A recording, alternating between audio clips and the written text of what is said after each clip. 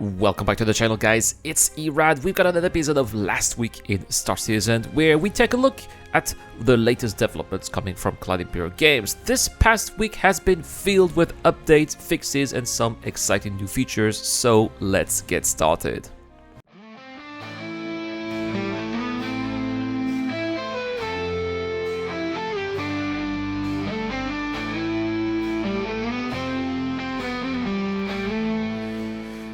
And we start with Monday, March 3rd. Cloud Imperial Games kicked off the week with the usual This Week in Star Citizen post, teasing the arrival of the monthly report, a Star Citizen live episode, and a comic about upcoming bar citizens. Meanwhile, a 4.0.2 hotfix was deployed, addressing multiple server authority issues, cargo problems, and crashes. The patch targeted transit issues where entity carriages would get stuck, preventing arrival at destinations. Additionally, fixes were made to ship cargo persistence, ensuring that auto-stored ships would no longer lose their cargo upon retrieval. There were also improvements to personal hangars, preventing them from becoming stuck after an abrupt player exit. Several server and client crashes were addressed as well, particularly those occurring near jump tunnels. On Tuesday, March 4th, Cloud Imperial Games adjusted trade prices in response to the Supply or Die event, while cargo hauling remained a viable option. The economy was tweaked to ensure that payment for mining and trade routes reflected the effort required.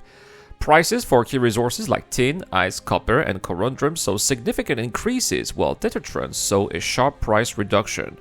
This was a temporary adjustment for the duration of the event, ensuring balance between shop-sourced goods and player-mined materials. Additionally, Cloud Imperium gave a first look at the upcoming item recovery system in 4.1, a long-awaited feature that prevents total gear loss upon death. Initially, players will respawn with their gear they were wearing before, while items in the backpack and pockets will remain lootable. Future iterations will introduce gear registration, insurance mechanics, and even the ability to disable stolen equipment, adding more depth to the piracy and looting gameplay loop. On Wednesday, March the 5th, the monthly report was released detailing significant progress across multiple development teams. AI developments saw improvements in NPC behaviors, dogfighting, and creature combat, while human AI received updates to accuracy scaling, stealth, and mission scripting. The AI tech team worked on large-scale navigation improvements, including voxel-based pathfindings for ships and EVA NPCs, along with better planetary navigation. Animation teams refined creature movement and facial expressions, while character art focused on new creatures, stealth, armor, and reward assets. In core gameplay, significant work was done on weapon misfires, engineering UI enhancement, and crafting progression. Meanwhile, mission design refined older contracts and introduced new faction-based missions. The report also covered major updates to flight mechanics, transit systems, and Pyro's performance optimizations.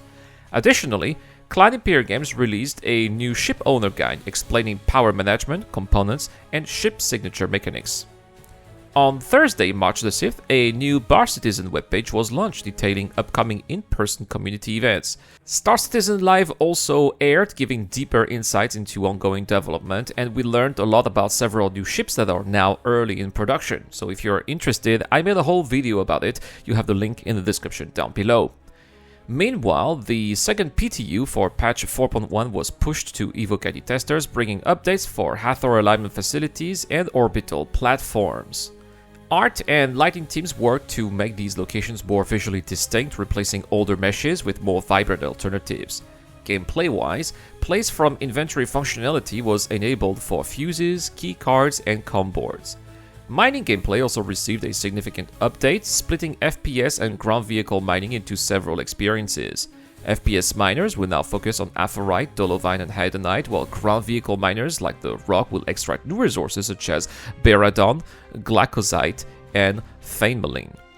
To complement this, 4 new mining heads for the Rock were also introduced, offering different bonuses such as instability reduction, resistance reduction, and improved laser power. On Friday, March the 7th, the third PTU patch for 4.1 went live for EvoCAD. Hathor locations received additional polish in lighting, visual, and audio design, while the collector asteroid locations were fine-tuned. The FPS mining experience saw level of details improvements. AI received some much-needed adjustments, including volume attenuation for bartenders, so they no longer sounded like they were shouting across the room. Missions were revised with new requirements added to collector contracts, and an introduction for a mission for Rhinery was implemented. The grenade launcher ammo saw price increase, and its shoppability was reduced to limit excessive use in PvP. The item recovery Tier 0 system was further detailed, confirming that players will respawn with their gear, while their corpses will no longer be able to be looted save for the ammunition on them. Additionally, the Drake Caterpillar received a tech update, adding initial cargo bay elevator functionality, allowing it to expand to the ground.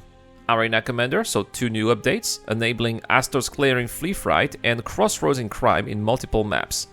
Finally, Clan Imperial Games teased the upcoming Star Kitten armor set, which will surely delight fans of the game's more playful cosmetic options. Last but not least, Saturday the 8th saw PTU open to Wave 1 for Star Citizen FR 4.1, while the PTU was then taken down on Sunday due to stability issues. And that wraps up last week's coverage. Clan Imperial Games continues pushing forward with fixes, economy adjustments, and new features as they refine the experience for Star Citizen Alpha 4.1. Stay tuned for more updates in Last Week in Star Citizen. Make sure to subscribe to the channel to make sure where a new episode is up. We also have a giveaway. I'm giving away a Super Hornet Mark II Heart Seeker. All you have to do is subscribe to the channel, comment to any videos posted this month. 10 entries will be put into the wheel of names like that.